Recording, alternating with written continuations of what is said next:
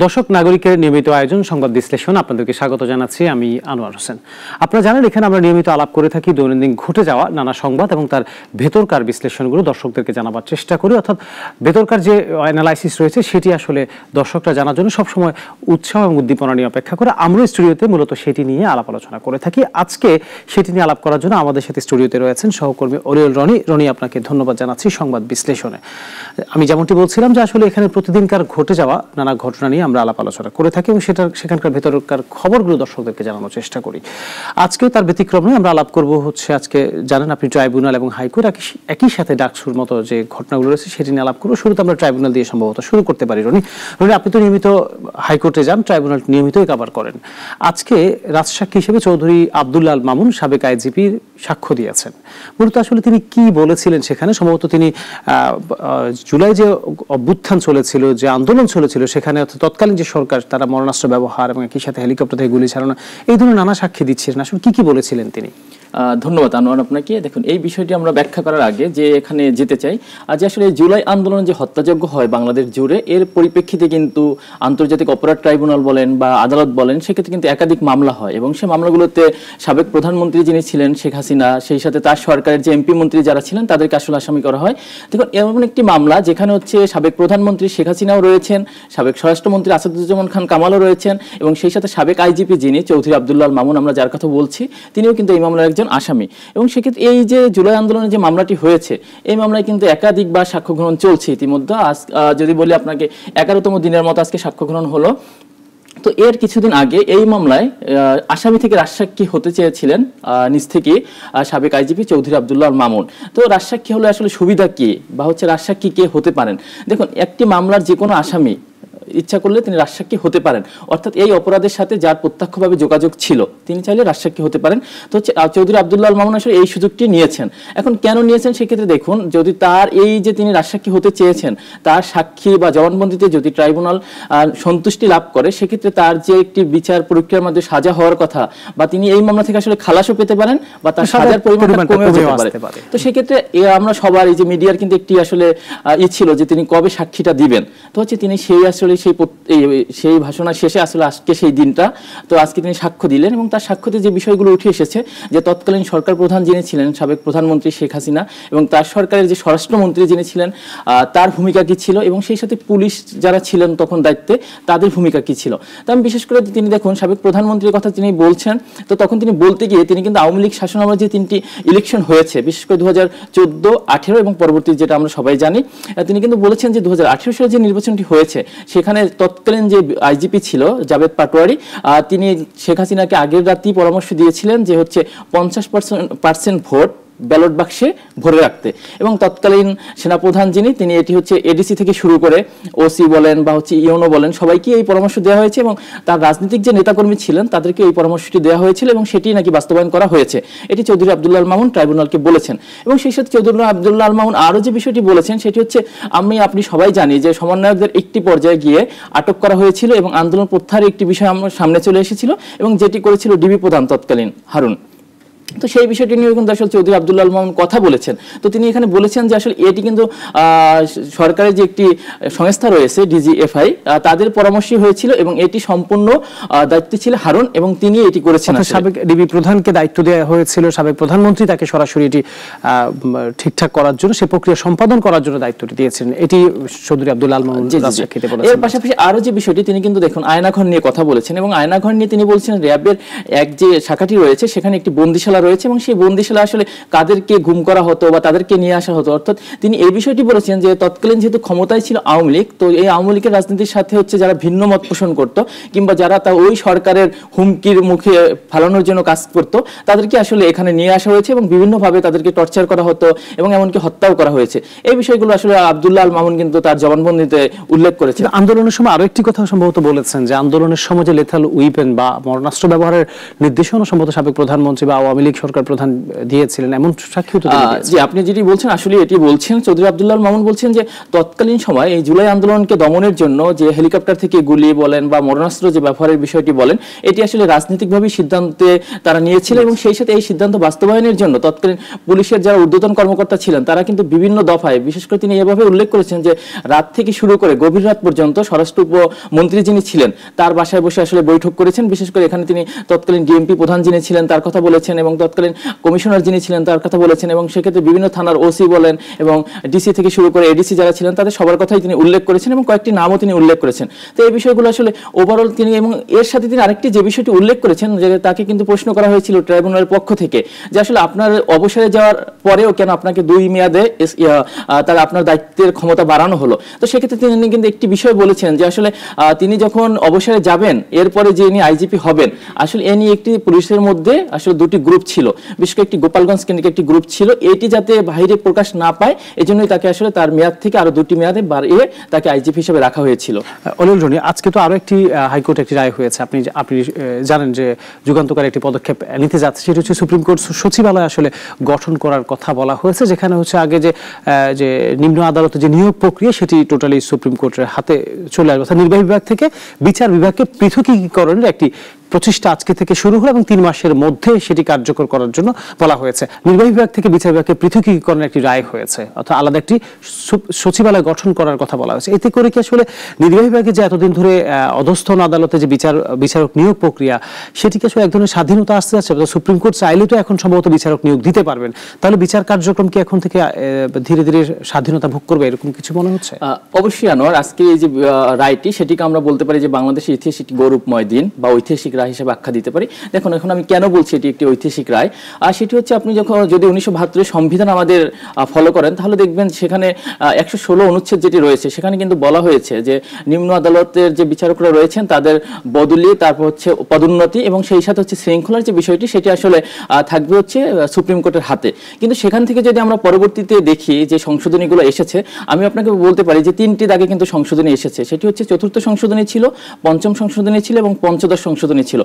দেখুন 1974 সালে যে সংশোধনী হয় সেটিকে কিন্তু আমরা 4র্থ সংশোধনী জানি এবং যেখানে বলা হয়েছিল যে এই যে বদলি এবং পদোন্নতি এবং হচ্ছে শৃঙ্খলার বিষয়টি যেটি হচ্ছে সুপ্রিম কোর্টের হাতে ছিল সেখান থেকে খর্ব করে সেখান থেকে কিন্তু রাষ্ট্রপতির মানে নির্বাহী বিভাগের কাছে নিয়ে আসা হয়েছিল। এবং দেখুন 1979 সালে যেটি হয় যে সেখানেও কিন্তু বলা হয়েছে এই যে নির্বাহী বিভাগের কাছে যে ক্ষমতাটি ছিল সেখানে কিন্তু নতুন করে একটি টার্ম অ্যাড করা হয়, সেটি হচ্ছে যে নির্বাহী বিভাগ কাজ করবে কিন্তু সেটি হচ্ছে সুপ্রিম কোর্টের পরামর্শ নিয়ে। এবং দেখুন 2013-তে এসে যে 5দশ সংশোধনীটি হয় সেখানে বলা হয়েছে যে 1972-এ যে 116তম অনুচ্ছেদে যে বিষয়টি ছিল সেটি একেবারেই অবৈধ এবং সেটির কোনো ভিত্তি নেই। তার ফলে কি হলো যে আসলে নির্বাহী যে বিভাগের কাছে যে ক্ষমতা সেটি কিন্তু আসলে পুনরায় প্রতিষ্ঠিত হলো। তাহলে কিন্তু ব্যাপারটি এরকম, যখন রাষ্ট্রপতি আসলে বিচারকদের নিয়োগ দিতেন তখন তাহলে সরকারের এক ধরনের হস্তক্ষেপ থেকে যেত সবসময়, আমরা তো সেটি দেখেই আসছি ইতিমধ্যে। তাহলে এখন থেকে সম্ভবত সেই হস্তক্ষেপটি যদি এটি কার্যকর হয় আগামী 3 মাসের মধ্যে তাহলে এই হস্তক্ষেপটি নিশ্চয় কমে আসবে। সরকার আর বিচার বিভাগের উপর যে আমরা বলতাম যে নগ্ন হস্তক্ষেপ করে বা হচ্ছে নানাভাবে হস্তক্ষেপ করে সেটি আসলে কমে আসবে, ব্যাপারটি এটি তো অবশ্যই আনোয়ার। এখন দেখুন এই যে আমরা 3টে সংশোধনীর কথা বললাম সেখানে হচ্ছে 5দশ সংশোধনী, যখন আপনার 2013 সালে আবার নতুন করে 5দশ সংশোধনী আসে তখন কিন্তু 5ম সংশোধনী বাতিল হয়ে যায়, থাকে 4র্থ সংশোধনী এবং 5দশ সংশোধনী। এবং আজকে রায়ের ফলে এই দুটি সংশোধনী বাতিল হলো। তার ফলে কি হলো দেখুন যে নির্বাহী বিভাগের কাছে যে ক্ষমতা ছিল সেটি আবার পুনরায় হচ্ছে আপনার সুপ্রিম কোর্টের আন্ডারে চলে আসলো। এবং সেই সাথে আরেকটি বিষয় কিন্তু আজকে আদালতে বলা হয়েছে রায়ে, সেটি হচ্ছে যে শুধুমাত্র এটি নয় যে পৃথক সে সচিবালয়করণ সুপ্রিম কোর্টের সেটি কিন্তু 3 মাসের মধ্যে করতে বলা হয়েছে। যার ফলে আপনি কি হবে দেখুন এই যে বিচারকদের বদলি বলেন, পদোন্নতি বলেন কিংবা এই বিচারের সাথে সামঞ্জস্যপূর্ণ যে কোনো কাজ সেটি এখন সুপ্রিম কোর্ট নিজেই করতে পারবেন। এখন আপনি যে প্রশ্নটি করেছেন যে আমরা দেখুন আমরা বিভিন্ন সময় কিন্তু দেখেছি প্রধান বিচারপতির নিয়োগ থেকে শুরু করে আদার্স আরো যে বিচারপতিদের নিয়োগ দেওয়া হয় কিংবা আইনজীবীদের যে সুপ্রিম কোর্টে আইনজীবীদের যে নিয়োগ দেওয়া হয় সেক্ষেত্রে কিন্তু আসলে সরকারের একটি নগ্ন হস্তক্ষেপ থাকে এবং এটি নিয়ে কিন্তু আসলে অনেক তর্ক বিতর্ক রয়েছে। তো সেক্ষেত্রে দেখুন এটা থেকে বেরিয়ে আসার জন্য যে আইনজীবীরা এখানে ছিলেন বা এমিকাস কিউরি যিনি ছিলেন তিনি কিন্তু আসলে বলেছেন, বিশেষ করে আমি যেহেতু আপনাকে বলি যে রিটকারী আইনজীবী যিনি বলেছেন আমি সবাই জানি যে সুপ্রিম কোর্টের স্বনামধন্য আইনজীবী শিশির মনির, তিনি কিন্তু তার জীবনদশায় বলেছেন যে আসলে এটি একটি সেরা রায়। তিনি যে মামলাগুলোতে এর আগে লড়েছেন তার মধ্যে এটি অন্যতম। দেখুন তাহলে কেন বলেছেন তিনি যে আমরা এই যে সরকারে আসুক না কেন, আমি ধরেন বিগত 3টি সরকারের কথা যদি বলি তা না, আমরা সেই স্বাধীনতার পর থেকে যদি বলি যে সরকারি ক্ষমতা এসেছে কেন তারা কিন্তু বারবারই এই আমাদের বিচার বিভাগকে তাদের ক্ষমতা দিয়ে কুক্ষিগত করেছে, যার বিভিন্ন উদাহরণ আমরা বলতে পারি। তো সেক্ষেত্রে আমি বলতে পারি যে আজকের এই রায়ের মাধ্যমে অবশ্যই আমরা সেই যাত্রা থেকে বের হয়ে আসতে পারবো। মানে সরকারের যে হস্তক্ষেপ করতেন বিচার প্রক্রিয়ায় সেটি থেকে অনেকটাই মুক্ত হবে বলে আমরা ধারণা করতে পারছি। এটা যুক্তরাষ্ট্র সম্ভবত 3 মাস সময়, 3 মাসের মধ্যেই তো এটি কার্যকর করতে বলা হয়েছে, অর্থাৎ আলাদা সচিবালয় গঠন করা কিংবা এই রায় কার্যকর করা। আরেকটি প্রশ্ন সেটি হচ্ছে, ধরেন অন্য কেউ কি এই রায়ের বিরুদ্ধে আপিল করা, আমরা তো দেখি হাইকোর্টে ব্যাপারগুলো এটিই ঘটে, একটি রায় হলো তার বিরুদ্ধে কেউ একজন আপিল করলেন আবার স্থগিত হয়ে গেলেন, বা এরকম কোনো প্রক্রিয়া হতে পারে কিনা, কেউ আবার এটার বিরুদ্ধে আপিল করতে পারেন কিনা, এরকম কোনো সম্ভাবনা আছে? আনোয়ার, আমি একটু বলি আপনাকে, সেটি হচ্ছে বিষয়টি দেখুন আজকে কিন্তু দুইটি বিষয় ঘটেছে। একটি হচ্ছে চতুর্থ এবং পঞ্চদশ সংশোধনী বাতিল, যেহেতু আজকে বাতিল করেছে তো এই বিষয়ে আসলে সরকার পক্ষে যারা ছিলেন বিজ্ঞ আইনজীবী আহসানুল করিম ছিলেন এবং সেই সাথে আমাদের অ্যাটর্নি জেনারেল যিনি আসাদুজ্জামান উনিও ছিলেন। তো ওনারা কিন্তু আসলে এই 3টি বিষয়ের মধ্যে 2টি বিষয়ের সাথে একমত ছিলেন না, একটি বিষয়ের সাথে একমত ছিলেন। যে 2টি বিষয়ের সাথে একমত ছিলেন না সেটি হচ্ছে চতুর্থ এবং পঞ্চদশ সংশোধনী বাতিল, এটির পক্ষে তারা ছিলেন না। আর হচ্ছে যেটির সাথে একমত ছিলেন সেটি হচ্ছে সুপ্রিম কোর্টের পৃথক সচিবালয় নিয়ে যে টার্মটি ছিল সেটির সাথে একমত ছিলেন। তো হচ্ছে এই বিষয়ে আসলে তারা কেউই কথা বলেননি, অ্যাটর্নি জেনারেল কথা বলেননি বা সরকার পক্ষের যিনি আইনজীবী ছিলেন তিনিও কথা বলেননি। যেহেতু তিনি কথা বলেননি, তারা হচ্ছে 116 অনুচ্ছেদের আপনার হচ্ছে বিপক্ষে ছিলেন, আজকে বিপক্ষে ছিলেন, তো তারা কি আসলে আপিল করতে পারেন না পরে? দেখুন এই বিষয়টি আমি বলতে চাচ্ছিলাম আপনাকে যে আসলে তারা যেহেতু আমাদেরকে কথা বলেননি আমাদের সাথে, তাহলে তারা যদি আপিলে যেতেন তাহলে অবশ্যই তারা মিডিয়ার সামনে এসে বলতেন যে আসলে এই রায়ে তারা সন্তুষ্ট নয়, তাহলে হচ্ছে তারা আপিলে যাবেন। পরবর্তীতে আসলে আপিলে কি ফয়সালা হয় এটির উপর নির্ভর করবে। যেহেতু তারা আসলে আমাদেরকে কোনো কিছুই জানাননি, তাহলে আমরা ধরিয়ে নিতে পারি যে আসলে তারা হচ্ছে এখানে একটি মৌন সমর্থন দিয়েছেন। তো সুতরাং এই বিষয়টি নিয়ে কিন্তু আর কোনো দ্বিধা নেই বাস্তবায়নে। তো সেক্ষেত্রে আপনি যেটি বলছেন যে 3 মাসের একটি সময়, এটি কিন্তু আজকের যে রায়টি হয়েছে সেটি বাস্তবায়নে না, এটি কিন্তু আসলে এই যে পৃথক সচিবালয়করণ এটির জন্য 3 মাসের একটি সময় দিয়েছেন। এবং সেখানে যেটি তারা বলেছেন যে সরকার পক্ষে আইনজীবী যিনি ছিলেন বা অ্যাটর্নি জেনারেল যিনি ছিলেন, যে আসলে তিনি বলছেন যে এতে বিচারকদের মধ্যে আসলে একটা ধরনের দ্বন্দ্ব লেগে যেতে পারে, কারণ কোন বিচারকদের কোন কথাটি আসলে প্রতিষ্ঠিত হবে বা কি হবে এটি। তখন কিন্তু আসলে এমিকাস কিউরি এই মামলার যিনি ছিলেন শরীফ ভুঁইয়া আইনজীবী, তিনি কিন্তু আসলে এই বিষয়টি আদালতকে ক্লিয়ার করেছেন বা বিচারক যিনি ছিলেন তা ক্লিয়ার করেছেন যে আসলে যখন পৃথক সচিবালয়করণ করা হবে তখন কিন্তু আসলে একটি রুলস এন্ড রেগুলেশনের মধ্যে দিয়ে আসলে আসতে হবে। সুতরাং আসলে একটি পৃথক সচিবালয় যখনই আমরা করব তখন যে রুলসগুলো আগে করা হবে তার ফলে এখানে আর কোনো দ্বন্দ্ব হওয়ার মতো সুযোগ নেই। অলরেডি আজকে তো হাইকোর্টে আরো একটি ব্যাপার ঘটেছে, ডাকসু নিয়ে। আপনি জানেন যে গতকালকেও প্রথমে হচ্ছে হাইকোর্ট ডাকসু নির্বাচন স্থগিত করলো, চেম্বার আদালত বললো যে না স্থগিতাদেশকে আবার তারা পাল্টা স্থগিত করলো, অর্থাৎ নির্বাচন হতে বাধা নেই বললো। কিন্তু সেটি আবার আজকে আপিল বিভাগ বলেছেন, আপনি তো কভার করেছেন যে আসলে সেটি এই যে হাইকোর্টের স্থগিতাদেশ অর্থাৎ আগামীকাল পর্যন্ত সম্ভবত সেটি বহাল থাকবে, চেম্বার আদালতে যে রায় দিয়েছেন সেটি বহাল থাকবে, অর্থাৎ কালকে পূর্ণাঙ্গ বেঞ্চে সেটি শুনানি হবে। অর্থাৎ এক ধরনের দোলাচলের মধ্যে অনিশ্চয়তার মধ্যে চলে আছে। সেটি নিয়ে আপনার কাছ থেকে জানতে চাইবো কি হয়েছিল ডাকসু নিয়ে কেনই বা আদালত পর্যন্ত গড়াতে হলো বলে আপনার মনে হচ্ছে? দেখুন আনোয়ার, ডাকসু হচ্ছে ঢাকা বিশ্ববিদ্যালয় আসলে ছাত্রদের প্রতিনিধিত্ব করার জন্য একটি নির্বাচন হচ্ছে, এটি আসলে আদালতে আসার কিন্তু কথা না, কারণ হচ্ছে তাদের কিন্তু আলাদা একটি ট্রাইব্যুনাল রয়েছে। তাহলে এখন বলতে পারেন যে আসলে আদালতে কেন এসেছে। দেখুন আদালতে এসেছে হচ্ছে যখনই আপনার এটি একটি অনিয়মের মধ্যে পড়ে যায় একটি ট্রাইব্যুনাল, তখন আসলে সেটি থেকে পরিত্রাণের জন্য আসলে তারা আদালতের দ্বারস্থ হয়েছেন। তো আদালত যে বিষয়টি বলেছেন, দেখুন যে রিটকারী এখানে ছিলেন তিনিও কিন্তু একজন প্রার্থী, তিনি হচ্ছে একটি বামজোট থেকে দাঁড়িয়েছেন এবং ফাহমিদ আলম। তো হচ্ছে তিনি যে বিষয়টি বলেছেন, দেখুন যে প্রেক্ষাপটে বা হচ্ছে যে বিষয়ে আপনি এই রিটটি করেছিল উনি, সেটি হচ্ছে যে এই যে জিএস প্রার্থী SM ফরাদ হোসেন অর্থাৎ শিবির সমর্থিত, তিনি আসলে আওয়ামী লীগের রাজনীতির সময় একসাথে জড়িত ছিলেন। 2022 সালে আওয়ামী লীগের যে কমিটি ছিল, হল কমিটি, সেখানে তিনি ভালো একটি পোস্টে ছিলেন। এবং এই যে প্রেক্ষাপটটি, এটির উপর ভিত্তি করেই কিন্তু এই ডাকসুতে 28 জনের প্রার্থিতা বাতিল করেছে। তো হচ্ছে যখনই আপনি এক ট্রাইব্যুনাল দুই ধরনের সিদ্ধান্ত নিবে তখনই কিন্তু আসলে এই বিষয়টি আদালতের দ্বারস্থ তিনি হয়েছেন, তিনি আদালতে যেটি বলেছেন। এখন দেখুন এই যে 28 জনকে বাতিল করা হয়েছে, সেখানে কিন্তু এই ট্রাইব্যুনাল একদম ক্লিয়ারভাবে উল্লেখ করেছে যে তারা হচ্ছে নিষিদ্ধ সংগঠন ছাত্রলীগের সাথে কোনো না কোনোভাবে জড়িত ছিল, এই জন্য হচ্ছে তাদেরকে এখান থেকে বাদ দেওয়া হয়েছে। কিন্তু এই যে ফরাদ হোসেনের কথা বলা হয়েছে, তিনিও কিন্তু আসলে আওয়ামী লীগের সেই যে পোস্টেড কমিটি সেখানে একজন নেতা, এবং তিনি হচ্ছে 5 আগস্টের আগে তার সেই সম্ভবত রনি একটি বিতর্ক থেকে যায়, যিনি রিট করেছেন তিনি সম্ভবত শুধুমাত্র সে জিএস প্রার্থিতা নিয়ে রিট করেছিলেন, আমি যদি ভুল না করি আর কি। পুরো ডাকসু নির্বাচন স্থগিত হোক বা না হোক সেটি নিয়ে সম্ভবত তার কনসার্ন ছিলেন না।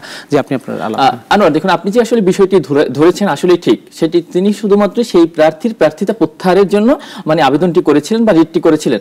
এখন দেখুন এখানে বিচারক যিনি বলেছেন, তিনি হচ্ছে যেহেতু সেখানে ঢাকা বিশ্ববিদ্যালয়ের পক্ষের আইনজীবী ছিল শিশির মনির, তিনি কিন্তু একটি বিষয় বলেছেন যে আসলে একটি প্যাডের উপর নির্ভর করে আসলে তিনি যে এই কমিটিতে ছিলেন এর সত্যতা কি, ঠিক আছে, এই প্রশ্নটি যখন হচ্ছে শিশির মনির আদালতকে করেছেন, তখন বিচারক যিনি ছিলেন তিনি কিন্তু বলেছেন যে আসলে এইটি যেমন আপনি যে প্রশ্নটি তুলেছেন আপনার এটাও যেমন সঠিক, তেমনি হচ্ছে রিটকারী আইনজীবী যিনি বলেছেন যে আসলে নিষিদ্ধ সংগঠন ছাত্রলীগের সাথে জড়িত থাকার অপরাধে 28 জনের প্রার্থিতা বাতিল করা হয়েছে এবং বিভিন্ন পত্রপত্রিকা এসেছে, বিশেষ করে এখানে কালের কণ্ঠকে ধরা হয়েছে, প্রথম আলোকে ধরা হয়েছে, যে এস এম ফরাদ তিনি ছাত্রলীগের পোস্টেড নেতা ছিলেন, সেটির উপর ভিত্তি করে তিনি কিন্তু বলেছেন যে না আসলে এটি একটি নিষ্পত্তি দরকার। সেক্ষেত্রে এই যে তথ্য উপত্য যে বিষয়টি সেটি হচ্ছে আদালতকে বা ট্রাইব্যুনালকে দিতে বলেছেন, দেওয়ার জন্য 15 দিনের একটি সময় দিয়েছেন। তো সময় দিয়ে তিনি হচ্ছে 30 অক্টোবর পর্যন্ত ডাকসু স্থগিত করেছিলেন এবং পরবর্তীতে এই যে ঢাকা বিশ্ববিদ্যালয়ের আইনজীবী বা আমরা দেখেছি যে বিভিন্ন সংগঠন বা বিভিন্ন প্যানেলের যে শিক্ষার্থী রয়েছেন তারা কিন্তু আসলে ঢাকা বিশ্ববিদ্যালয়ে যে টিএসসি রয়েছেন সেখানে এসে বিভিন্ন ধরনের আন্দোলন করছিলেন এবং এরই পরিপ্রেক্ষিতে কিন্তু এই যে ঢাকা বিশ্ববিদ্যালয়ের আইনজীবী শিশির মনির তিনি হচ্ছে চেম্বার আদালতের দ্বারস্থ হন এবং চেম্বার আদালতের যিনি রয়েছেন বিচারপতি তিনি হচ্ছে কিন্তু এটিকে তখন স্থগিত করে দেন। তার ফলে হচ্ছে যে একটি বাধা ছিল অর্থাৎ ডাকসু নির্বাচন অনুষ্ঠিত হওয়ার আগ পর্যন্ত 30 অক্টোবর আগে অনুষ্ঠিত হতে পারবে না, সেটি কিন্তু কেটে যায় এবং দেখুন এর ফলে কি হয় যে হাইকোর্ট যে স্থগিতাদেশ দিয়েছিলেন সেটি চেম্বার আদালত খারিজ করে দিয়েছেন, অর্থাৎ ডাকসু নির্বাচন 9 সেপ্টেম্বর কোনো বাধা ততক্ষণ পর্যন্ত ছিল না। কিন্তু আজকের রায় আসলে আবার কি হলো? দেখুন সেই আজকের রায় হচ্ছে আজকে কিন্তু আসলে এটি আপিল বিভাগে যাওয়ার কথা ছিল, অর্থাৎ রিটকারী তিনি কিন্তু বলেছেন চেম্বার আদালত যেহেতু এই রায়টি স্থগিত করেছেন তাহলে তারা আপিলে যাবেন এবং এরই ধারাবাহিকতা আমরা ধরেই নিয়েছিলাম যে আসলে আপিল বিভাগ আজকে শুনানি হবে।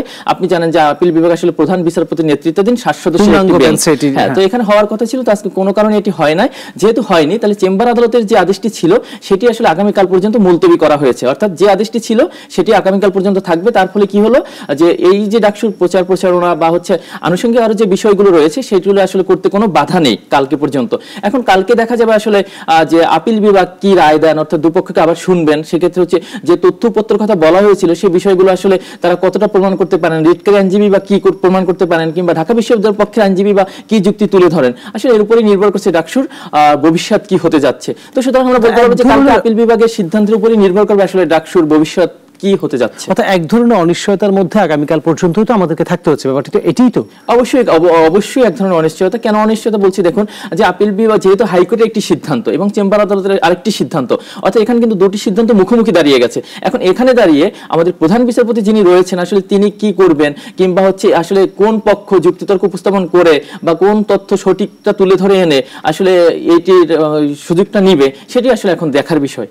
আচ্ছা, এমন কি আছে দৃষ্টান্ত আছে? কালকে ধরেন আপনার আপিল বিভাগের প্রধান বিচারপতির নেতৃত্বে যে আপিল বিভাগে শুনানি অনুষ্ঠিত হবে, এরপর একটি রায় আসলো, বললো যে হাইকোর্টের আদেশে বহাল থাকলো, অর্থাৎ স্থগিতাদেশ বহাল থাকলো, এরপর কি আর কোন স্তরে যাওয়ার কোনো সুযোগ আছে রিটকারীর, যে হচ্ছে না অন্য কোথাও আর আপিল করার সুযোগ আছে কিনা, না কালকে নিষ্পত্তি হয়ে যাবে যে ডাকসু নির্বাচন হচ্ছে বা হচ্ছে না? না আনোয়ার, আপনি যে বিষয়টি বলছেন আসলে এটি জানা দরকার সবার। দেখুন যে একটি হাইকোর্টের রায়ের পরে চেম্বার আদালত এবং তারপরে সর্বশেষ আপিল বিভাগ, অর্থাৎ আমরা দেখি কোনো ফাঁসির আসামিও কিন্তু সর্বোচ্চ যে সাজা মওকুফের যে আবেদনটি করে থাকেন সেটি আসলে আপিল বিভাগে করে থাকেন, অর্থাৎ প্রধান বিচারপতি। তো আমরা যদি আপনাদের বাংলাদেশের বিচার ব্যবস্থাকে দেখি তাহলে তো প্রধান বিচারপতির উপরে আর কোনো কিছু নেই, সেক্ষেত্রে হতে পারে রাষ্ট্রপতি। সেক্ষেত্রে রাষ্ট্রপতির কাছে কেউ যদি ফাঁসির আসামি হয়ে থাকে সেক্ষেত্রে তিনি তার প্রাণ ভিক্ষা চাইতে পারেন। কিন্তু এখানে যেহেতু ফাঁসির আসামির সাথে বা হচ্ছে এই রিলেটেড কোনো বিষয় নয়, এটি যেহেতু একটি রাষ্ট্রের সিদ্ধান্ত, তো সেক্ষেত্রে হচ্ছে প্রধান বিচারপতির উপরে যাওয়ার আর কোনো সুযোগ নেই। সেক্ষেত্রে আসলে সর্বোচ্চ সিদ্ধান্তটি আমরা আশা করছি যে আগামীকাল আমরা পেয়ে যাব, অর্থাৎ আগামীকালকে আমরা নিশ্চিত হয়ে যাব ডাকসু নির্বাচন হচ্ছে কি হচ্ছে না, কিংবা প্রার্থিতা ওনার থাকছে কি থাকছে না, উনি নির্বাচনে প্রতিদ্বন্দ্বিতা করতে পারছেন কি পারছেন না। এটা এমনও হতে পারে শুধু এককভাবে তার বিরুদ্ধেও সিদ্ধান্ত আসতে পারে বা তার পক্ষেও সিদ্ধান্ত আসতে পারে, অথবা হচ্ছে একবার সমন্বিতভাবে ডাকসু নির্বাচন নিয়েও হতে পারে। দেখুন আনোয়ার, আমি আরেকটু বিষয় আপনাকে ক্লিয়ার করি, আসলে এখানে কিন্তু ডাকসু নির্বাচন বন্ধ নিয়ে কোনো আলোচনা হয়নি। এখন আপনি তাহলে বলতে পারেন যে কেন আসলে ডাকসু নির্বাচনের উপর নিষেধাজ্ঞা দেওয়া হয়েছে। নিষেধাজ্ঞাটা দেওয়া হয়েছে কেন, আপনাকে আমি একটু আগেই বলেছি, যে হচ্ছে ঢাকা বিশ্ববিদ্যালয়ের পক্ষের আইনজীবী তিনি কিন্তু বলেছেন যে তার নামে যে অভিযোগটি নিয়ে আসা হয়েছে এটি আসলে সত্য কি মিথ্যা এটি তো একটি প্যাডের উপর নির্ভর করে না একটি দলের। সেক্ষেত্রে কিন্তু আইনজীবী তিনি বিচারপতি যিনি ছিলেন তিনি কিন্তু বলেছেন যে ভুক্তভোগী যিনি, আমি তাকে শুনতে চাই, অর্থাৎ তিনি যে ঢাকা বিশ্ববিদ্যালয়ের ছাত্রলীগের কমিটিতে ছিলেন তিনি কি বলেন, কিংবা হচ্ছে 5 আগস্টের আগে তিনি যে ছাত্র শিবিরের পোস্টেড নেতা ছিলেন সেই বিষয়টি তিনি কেন প্রকাশ করেননি, 5 আগস্টের পরে কেন প্রকাশ করেছেন, তো এর আগে তিনি যে ছাত্রলীগের কমিটিতে ছিলেন সেটি সঠিক কিনা, এটির জন্য কিন্তু একটি 15 দিন সময় দিয়েছেন। তো এই যে 15 দিন সময় দিয়েছেন আনোয়ার, এর ফলে কিন্তু রিটকারী আইনজীবী যিনি ছিলেন তখন কিন্তু তিনি প্রশ্ন প্রশ্ন করেছেন যে বিচারপতি যে আগামী 9 সেপ্টেম্বর তো ডাকসু নির্বাচন হয়ে চলে যাচ্ছে, তো সেক্ষেত্রে আপনার 15 দিন সময় তো কোনো কাজে আসবে না। তখন কিন্তু তিনি আসলে সময়টি পিছিয়ে 30 অক্টোবর দিয়েছেন এবং নিষেধাজ্ঞা দিয়েছেন। এই বিষয়টি যদি চলে না আসতো তাহলে কিন্তু এই নিষেধাজ্ঞাটা দিত না, হয়তো তার প্রার্থিতা বাতিল হতো, না হয় তার প্রার্থিতা থেকে যেত। অলরেডি আমাদের সাথে সংযুক্ত হওয়ার জন্য বা স্টুডিওতে আসার জন্য আপনাকে ধন্যবাদ জানাচ্ছি। আজকের মতো আমাদেরকে শেষ করতে হচ্ছে। দর্শক, ঢাকা বিশ্ববিদ্যালয় কেন্দ্রীয় ছাত্র সংসদ নির্বাচন স্বাধীনতার পর মাত্র 7 বার অনুষ্ঠিত হয়েছে। এবার ডাকসু নির্বাচনের যে জটিলতা সেটি আশা করি কেটে যাবে। নির্বাচন হবে কি হবে না সেই সিদ্ধান্ত আগামীকাল আসবে। নির্বাচনের বাধা কাটবে, ডাকসু নির্বাচন হবে সেই প্রত্যাশা রেখে আজকের মতো সংবাদ বিশ্লেষণ এখানে শেষ করছি। ধন্যবাদ সবাইকে।